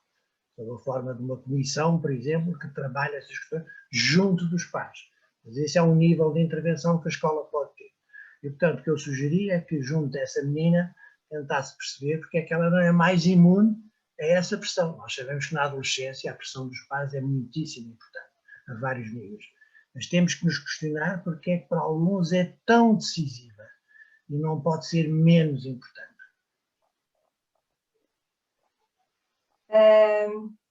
Olha, a senhora em questão está aqui a devolver-nos que a questão está relacionada não com o bullying, mas com o facto de eles se queixarem que nós, os pais, somos mais severos do que os outros pais dos amigos. Portanto, e acha que a resposta de negociação previamente abordada pelo professor é naturalmente o caminho. Muito obrigada, professor Daniel. Só preciso dizer que os adolescentes acham que têm sempre os piores pais do mundo. Isso faz parte da estratégia da autonomia na adolescência. Os outros pais são maravilhosos, os meus pais é que são maçadores, é que são severos, é que restringem a minha liberdade. Se eu fosse filho do Tomás, seria muito mais feliz. Não há pais que isso faz parte. Os pais não devem valorizar essa queixa. Mais uma vez, o meu mestre americano, Carl Whittaker, dizia sempre que esses sintomas da adolescência são esforços de crescimento. Portanto, o que ele está a dizer neste momento é que quer desprender-se. Ele quer desprender-se dos pais, quer autonomizar-se.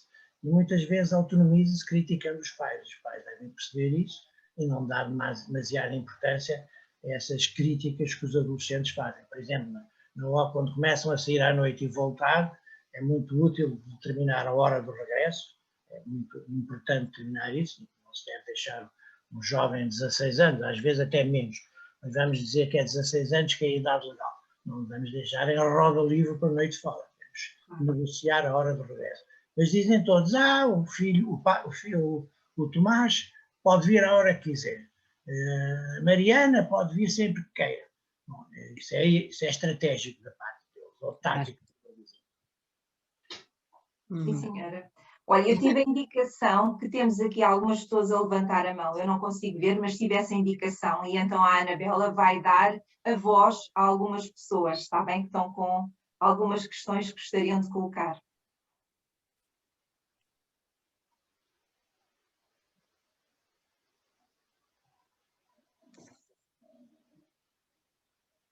Anabela, tens que dar som à Maria Paulina. Já dei som, já permiti que fale, portanto, não sei se a Maria Paulina nos está a ouvir. Ela tem o microfone desligado, por isso. Pois é, ela própria que tem que clicar, não é? Sim, podemos então ver também a Isabel Calvo, que também está aqui com a mão levantada.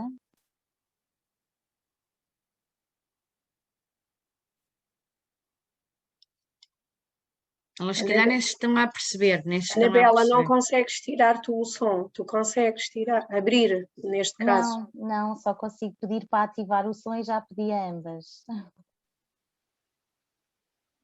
Pois, tem de pôr por escrito. A Maria Paulina já desativou, ou já ativou neste caso. Bom dia. Bom dia. Eu estou a ouvir-vos desde o Funchal e estou a gostar muito do vosso webinar, porque além de ser professora de Geografia, sou professora de Cidadania. E estas questões interessam-me bastante, não só como mãe, mas também como docente de Cidadania. E de facto é uma constatação bastante evidente que os nossos alunos passam muito tempo na internet e nos jogos, e há muitos alunos, eu tive alguns alunos este ano, que a primeira aula, a aula das 8, alguns adormeciam a meio da aula, perguntávamos porquê, estive até às 3, 4 da manhã a jogar Fortnite. É difícil muitas vezes lecionar e trabalhar com alunos nestas situações, e às vezes pergunto-me o que fazer, e obrigada pela vossa atenção. Se a Ivone agora quer responder. Sim, muito obrigada, professora Maria Paulina aí do Funchal, pela sua partilha.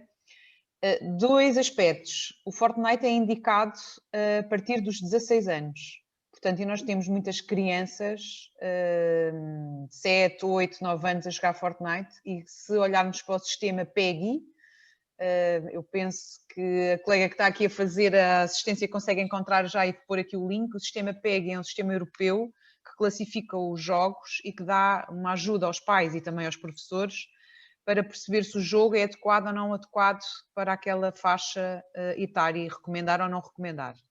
Portanto, aí a professora Maria Paulina, não sei que idade é que têm os seus jovens, mas poderia ser uma primeira conversa com os pais, que é importante, eu acho que é importante os professores sentirem que podem falar sobre este tema, podem e devem falar sobre este tema com os pais. Esta campanha que lançamos agora do uso da tecnologia nas férias tem já, no fundo, aqui algum conteúdo que mune os professores para estarem mais à vontade para essa conversa e, no fundo, empodera aqui os professores para essa conversa e para falarem das questões do sono, das questões da alimentação e perceberem que os conteúdos não foram pensados só porque sim, são pensados tendo em conta os estudos, tendo em conta a experiência clínica, aquilo que é recomendada. Portanto, qualquer professor deve se sentir confortável em falar com os pais dos seus alunos e apresentar as recomendações que são indicadas para a sua idade e que vão promover maior saúde física e mental. Claro está que também temos que ouvir o que está do outro lado, porque muitas vezes do outro lado na família está uma zona de conforto e nós vemos isto muito em consulta. Ele está ali no quarto, está sossegado, não está com as más companhias, mas o quarto também tem riscos. As 4 paredes não são a total proteção hoje em dia, porque lá dentro das 4 paredes está um computador, está um telemóvel e está uma porta aberta, uma janela, uma porta aberta para o mundo. Mas também temos que ouvir como é que está a ser gerido tudo isto pela família, porque muitas vezes são estas zonas de conforto. Os pais sentem que está tudo bem, que não há conflito e que o facto de eles estarem na tecnologia até é uma mais-valia. Portanto, eu percebo lá dos professores que muitas vezes sentem que vão levantar um problema a uma família que está numa zona de conforto, mas na minha ótica acho que não devem perder uma oportunidade de ouvir o que se está a passar do lado de lá e de poder fazer algumas recomendações.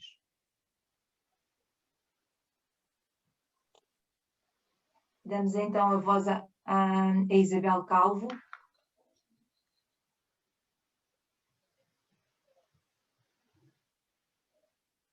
Não sei se me estão a ouvir.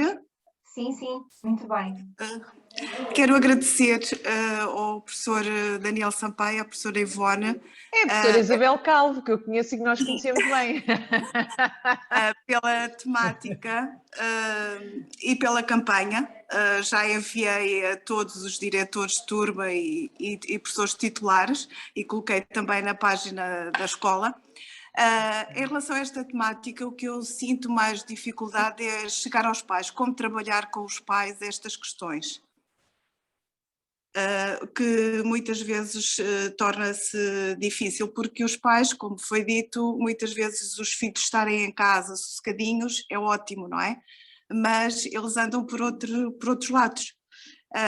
E trabalhar com os pais é aquilo que na escola sinto mais dificuldade em fazer. E então, de qualquer maneira, era esta a minha questão que eu queria colocar e quero agradecer pela espetacular apresentação e que foi feita pelo professor Daniel Sampaio e pela professora Ivone. Muito obrigada. Eu queria agradecer a sua participação, já nos conhecemos há muito tempo, sei que é uma professora muito ativa e muito dinâmica. Deixe-me só fazer uma sugestão. É muito importante para trabalhar com os pais, podemos pegar na intervenção inicial da Matilde Silgado e para dizer que para a intervenção com os pais é muito importante que os jovens sejam novamente os protagonistas. Quero dizer com isto que os pais aderem muito melhor a uma intervenção se for a partir de uma iniciativa feita com os seus filhos. É muito mais fácil que os pais vão à escola para ver uma exposição de artes plásticas ou trabalhos ou uma competição desportiva que a escola possa organizar e nessa altura, ao mesmo tempo, promover uma reunião com os pais, do que as reuniões clássicas da escola, que muitas vezes são apenas os pais a colocarem dúvidas sobre as faltas e sobre o que se passa de disciplina X ou Y e são muito pouco promotoras de uma real comunicação entre os professores e a família. E, portanto, o esquema clássico de fazer uma reunião no final de cada período, na altura em que vão sair as notas, em que se faz um pequeno balanço do que se passou, normalmente essas reuniões têm que se fazer, compreende-se, mas é preciso inovar, é preciso fazer outras coisas. E o que eu sugeria é assim, que os alunos fossem protagonistas de uma atividade qualquer e nessa altura se chamassem os pais. Os pais têm muito orgulho quando os filhos fazem coisas positivas na escola. A escola é vista pelos pais como um território de aprendizagem e de boas notas para acesso a uma boa profissão. Sabe-se que hoje a escola tem de ser muito mais que isso. Uma vez um jovem que me disse, era tão bom que a escola tratasse da instrução e a família tratasse da educação. Achei isto muito interessante dito por um adolescente, mas não é assim. A família tem que acompanhar a instrução e a escola tem que acompanhar a educação. Portanto, há aqui uma certa fusão de competências entre as competências dos pais e as competências dos professores. Como é que vamos promover esse diálogo tão necessário? Basicamente através dos alunos, porque o que interessa aos professores e aos pais é que os alunos estejam bem, que os jovens estejam bem. Então, quando nós fazemos uma atividade na escola, os pais participam. É claro que a participação dos pais nunca é muito grande, e é compreensível, porque os pais estão a trabalhar, às vezes há dificuldades de transporte, etc. Mas se nós tivermos um grupo de pais que apareça, já é muito bom. E então, a partir dessa iniciativa, nós podemos obter um maior diálogo com os pais. Eu só queria mandar um abraço à professora Isabel e agradecer toda a partilha da campanha, até porque é uma forma também de passar uma mensagem aos pais, não é? É isso mesmo. E, em baby steps, devagar, também conseguimos, não falar do assunto é que também não podemos ficar. Portanto, se ele for um assunto da cidadania, da formação cívica, até transversal nas disciplinas, passar a ser e trabalhado com, acho muito interessante esta ideia, trabalhar com eles e ser também os jovens a levar o assunto para casa, vamos com certeza lançando algumas sementinhas. Sim, eu acho que é um tema que é bastante transversal, não é só da cidadania, mas das disciplinas e de projetos que se desenvolvem na escola. Eu recordo, e fazendo justiça àquilo que o professor Daniel está a dizer, eu recordo um projeto que desenvolvi em parceria com a Câmara Municipal de Zambuja, há uns anos a esta parte, e foi exatamente isso. Os pais eu pude conhecer e falar para pais, e eram muitos, porque os filhos abordaram o tema das dependências da tecnologia, fizeram vídeos, fizeram cartazes, fizeram um teatro, e claro que os pais queriam ir lá ver.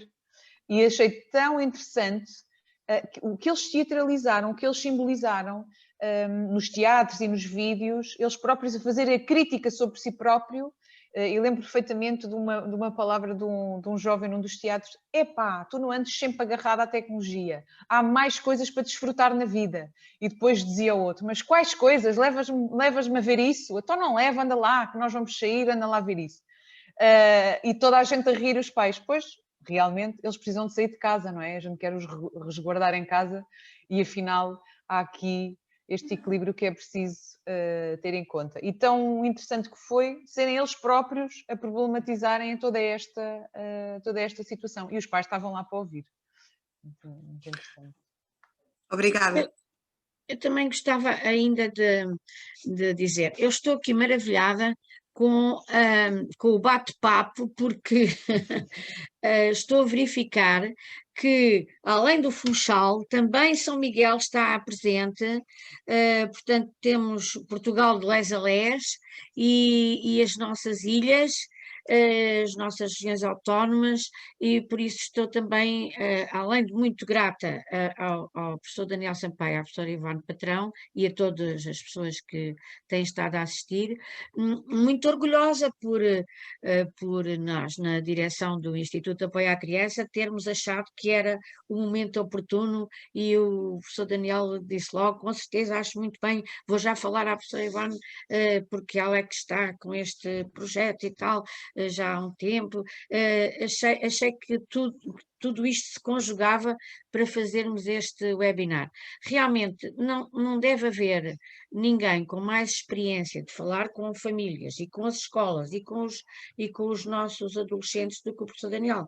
Realmente é um conhecimento baseado na experiência e depois na investigação e na reflexão que é um privilégio podermos ouvi-lo. E os livros, que são sempre de uma riqueza extraordinária, aprendemos sempre muito. E eu estava a pensar que talvez fosse interessante também o nosso Dr. Vasco Alves, que tem estado sempre tão ligado à educação, dizer também umas palavrinhas, não é? Porque realmente a escola é o grande instrumento, não é? É o grande instrumento. Nós, muitas vezes, para contactarmos as famílias, tem de ser através da escola. Enfim, nós sabemos que a internet tem estas duas vertentes, tem a vantagem de nos pôr em contacto com o mundo, como está a acontecer com este webinar, que realmente tem esta particularidade. Não me está a parecer que a Sra. Professora Maria Paulina ou a Professora Isabel Calvo viesse, se fizéssemos um Webinar presencial. encontro ali na Assembleia da República, como já temos feito, as pessoas têm mais dificuldade em juntar-se, mas foram ditas aqui coisas muito importantes.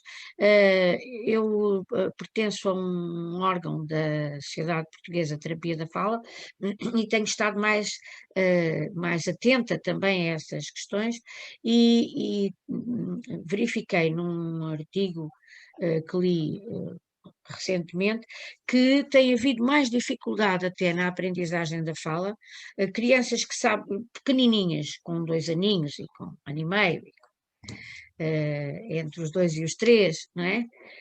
Que não seguem essa orientação até aos 2 anos, 0 ecrãs, elas sabem tudo sobre ecrãs, mas têm dificuldade em falar. Portanto, é aquela questão que a professora Ivone falava, o equilíbrio é muito importante em tudo, não é? Em toda a nossa vida nós temos de procurar esse equilíbrio. E há realmente esse perigo de pensarmos que estamos a fazer bem, eles estão sossegadinhos a olhar para os ecrãs, mas depois não desenvolvem outras capacidades e depois são incompetentes a falar, por exemplo, não é? Mas eu queria, ainda faltam uns minutinhos, mas queria então desafiar o nosso querido Vasco, membro da direção do IAC. Nós não tivemos a possibilidade de tê-los todos hoje cá, já tinham outros compromissos, o nosso secretário-geral, Manuel Coutinho, que tem uma ligação tão especial ao professor Daniel, também não pôde estar, já tinha um compromisso, mas a Fernanda Salvaterra, que teve que ir com o pai ao hospital, mas temos possibilidade de depois voltar a ver e de aprender todos. Se o Vasco estivesse de acordo, então dar-lhe a palavra. Muito obrigada. Muito obrigado. Muito boa tarde já a todos e os meus agradecimentos pessoais aos professores Ivone Patrão e Daniel Sampaio. Foi um gosto ouvir-vos. Eu sou uma pessoa da educação, vivi a minha vida toda, desde a minha vida profissional, desde o início até à reforma, ligado ao Ministério da Educação. Tive uma carreira muito motivadora, tive essa felicidade e tive também a felicidade, dentro de uma carreira que foi toda ela boa, de trabalhar 11 anos na coordenação do programa de alfabetização e educação de base de adultos. Foi para mim uma grande aprendizagem, porque eu tinha da educação a visão da escola. E passei a ter uma outra visão complementar dessa e mais enriquecedora ainda, que é a das escolas.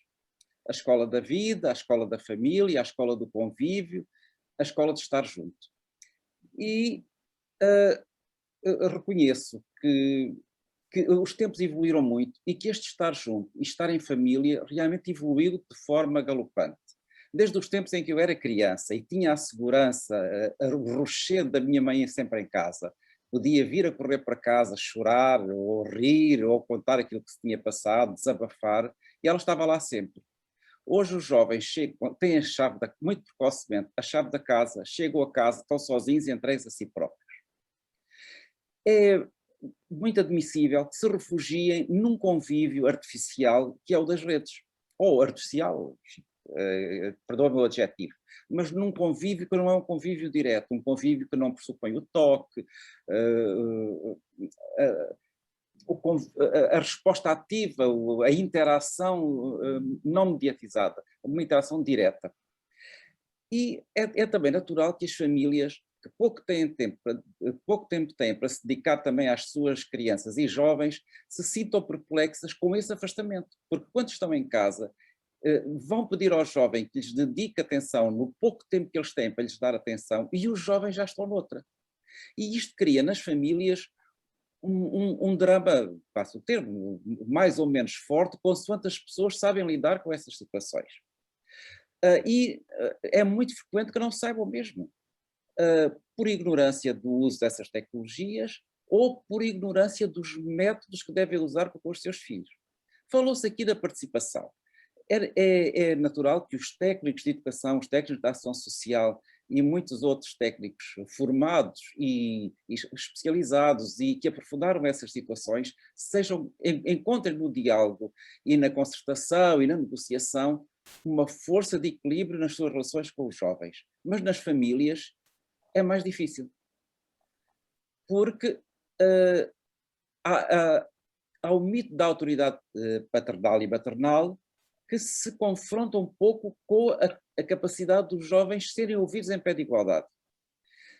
Daí que tudo isto seja de facto dramático em muitas situações familiares e provoque nos jovens essa fuga para esse isolamento acompanhado, ou acompanhamento isolado, eu não sei como classificar bem, porque no fundo há uma certa solidão no recurso individual e solitário, porque os jovens frequentemente se refugiam no seu quarto para poderem estar à vontade na internet, dizer o que querem, brincar, jogar o que querem, quando é a questão dos jogos, e nem isso partilham com as famílias, nem as famílias tampouco são capazes de partilhar com eles esses interesses. Porque as conversas dos jovens, além da própria linguagem ser uma linguagem hermética e pouco acessível já a alguns adultos, também os jovens gostam muito dos seus segredos, das suas partilhas e da não intervenção do adulto. Enfim, espero não estar a pintar um quadro negro, porque não é isso de que se trata, mas sim de esquematizar uma situação familiar muito recorrente e que depois tem repercussão nas aprendizagens. As escolas também nem sempre estão preparadas para cativar os jovens e mostrar, como a professora disse muito bem, que há outras coisas também muito interessantes, muito giras, divertidas e que fazem mexer em vez de estar parado. E já vimos também pelo professor Daniel Sampaio que mexer-se, ter atividade física é essencial para o próprio desenvolvimento e crescimento, tanto físico como intelectual, e as escolas também nem sempre sabem lidar com isso. Encontramos por isso os jovens que estão abandonados, digamos, que não se sentem integrados no sistema familiar nem no sistema educativo. Muitos desses jovens, sobretudo se as famílias não só não sabem acompanhar esse tipo de problema, como também elas próprias já são pouco estruturadas, vão ser aqueles que nós vamos, Instituto de Apoio à Criança, apanhar nas ruas, nas fugas e na procura do mundo, porque aquele em que vivem não é o que lhes serve, não é o que lhes agrada.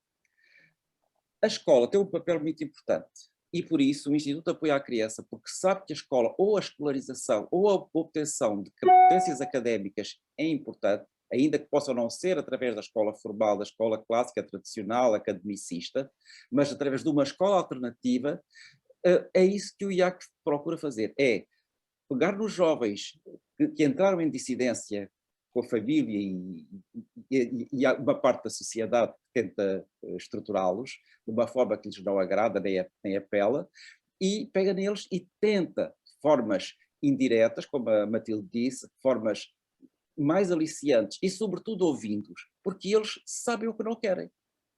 E é preciso encontrar com eles os caminhos daquilo que vão passar a querer e que devem passar a querer para seu bem e para bem de toda a sociedade. Muito obrigado. Muito obrigada. Muito obrigada. Eu só queria depois, ainda vamos dar a palavra aos nossos dois oradores, evidentemente, eu só queria dizer-vos que sou portadora de uma mensagem de gratidão e de cumprimentos calorosos ao professor Daniel Sampaio, à professora Ivone Patrão, por parte da nossa presidente honorária, doutora Manuela Yanes, que me pediu ontem para não me esquecer de vos transmitir este cumprimento. Era só isto. E muito obrigada mais uma vez, foram extraordinários, gostei muito de vos ouvir. Muito obrigada. E eu, antes de dar a voz ao professor Daniel e à professora Ivone, queria só, falámos aqui, a Matilde falou na questão do trabalharmos com e dos jovens serem protagonistas do seu próprio projeto de vida e, portanto, o direito à participação é algo muito caro ao Instituto de Apoio à Criança e dizer-vos que, muito recentemente, grupos de jovens, crianças e jovens acompanhados pelo IAC, no bairro do Condado, mais concretamente, tiveram a oportunidade de participar numa consulta europeia, a convite do Centro de Internet Segura e do Centro Nacional de Cibersegurança, sobre, portanto, num processo de consulta, como adequar a década digital europeia às crianças e jovens. E isto é sempre muito interessante quando quando lhes colocamos os temas nas mãos e eles, de uma forma tão assertiva, dizem aquilo que sentem e como veem as coisas. E em relação a estas questões da internet, dos riscos, das vantagens, portanto, foi muito interessante ouvirmos ou escutar as suas vozes. Isto depois será, com certeza, público, mas foi efetivamente um trabalho muito, muito interessante. Professor Daniel, professora Ivone, dou-vos a palavra. Só queria agradecer a possibilidade de estar convosco neste webinar, que acho que correu muito bem. Só uma nota final, a propósito da intervenção do Dr. Vasco, que eu gostei muito, mas há uma coisa que todos nós devemos tentar perceber, é que os jovens gostam de falar com os adultos. A minha experiência profissional e pessoal é muito nesse sentido. O que é preciso é respeitar o seu espaço, perceber que eles têm que ter tempo para estar com os seus amigos, com os seus namorados, com os seus colegas, mas não ter a ideia preconcebida de que não querem falar com os adultos. Os adultos têm que ouvir e têm que fazer intervenções não demasiado críticas, têm que fazer intervenções estimulantes e tentar ir ao encontro das necessidades deles. Mas é possível o diálogo entre gerações. Nas famílias que nós consideramos funcionais, esse diálogo é mantido, com respeito pelo espaço dos pais e pelo espaço dos filhos. Generation gap, fosso intergeracional, é muito importante. Aqueles pais que são demasiado próximos dos filhos e camaradas, normalmente isso não resulta muito, e os pais distantes também não resultam. Portanto, há um território comum de conversarem uns com os outros em determinados momentos e não em conversas longas.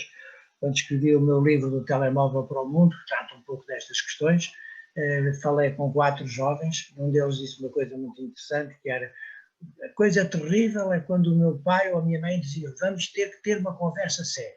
Ele ficava logo aflito, não é? Porque isso já não resulta. O pai marcar um encontro para falar com o filho sobre uma conversa certa, não. Temos que aproveitar os pequenos momentos da interação familiar para conversar. Mas este diálogo é possível e, agradecendo a possibilidade de estar convosco, queria terminar com esta nota final. Queria também agradecer o convite e todas as partilhas. Sai daqui também mais rica, também neste diálogo que vamos também refletindo e aprimorando aquilo que fazemos na prática, em todas estas trocas. E deixava esta nota final. É muito importante que nós conheçamos o mundo offline e o mundo online das nossas crianças, para não acontecer, por exemplo, aquilo que a Presidente nos estava a contar, de termos crianças daqui a bocadinho a falar brasileiro, com todo o respeito, ou utilizar cada vez mais expressões noutra língua, como por exemplo o inglês, e não falar o português e não conseguirem, de facto, expressarem aquilo que têm para dizer. E nem terem treino nessa expressão. Claramente que a supervisão é uma das áreas difíceis e desafiantes para os pais, mas quando avaliamos e quando percebemos que há supervisão, geralmente há uma criança com um melhor desenvolvimento, porque tem por trás também esta partilha de interesses, de preferências. Eu posso partilhar aquilo que eu também gosto online e os meus filhos também podem partilhar aquilo que gostam, e em conjunto termos algum juízo crítico naquilo que vamos vendo e desenvolvendo com eles algum juízo crítico e perguntando-lhes: olha, achas isto adequado, não achas? O que é que tu pensas sobre isso? Tem mais ou menos mais-valia para ti? Que interesse tem? E deixarmos este diálogo aberto, em vez de um diálogo logo também de muito autoritarismo e de muita rigidez, de não pode ver, não pode mexer, não é desde logo adequado. Porque eles acabam por ir ver e acabam por ir mexer e trazer-nos isso. Mais vale eles terem essa abertura para nos trazerem do que... no fundo isto é uma partilha, não é? É uma supervisão entre que há partilha, que há troca, quero eu dizer. E que desfrutem destas férias do mundo online e do mundo offline, e foi um gosto. Muito obrigada. Eu queria dizer-vos também que temos estado a receber no bate-papo os parabéns. Depois faremos questão de transmitir aos professores Daniel Sampaio e Ivone Patrão tudo aquilo que aqui nos referem. Agradecer a todos quantos nos estão a ver e a ouvir. Lembrar que este webinar foi gravado, perdão, e poderá ser revisto também no nosso canal do YouTube, para quem quiser relembrar aqui algumas dicas, e também convidá-los a visitar a página do Instituto de Apoio à Criança, onde, para além da campanha que aqui falámos, também temos a nossa campanha onde se insere as férias tecnossaudáveis, mas onde temos algumas dicas de segurança para passarmos um verão o mais saudável possível. Da minha parte, muito obrigada a todos. Espero que tenhamos respondido a todas as questões. No entanto, se alguma falhou, depois faremos questão de responder. Muito obrigada.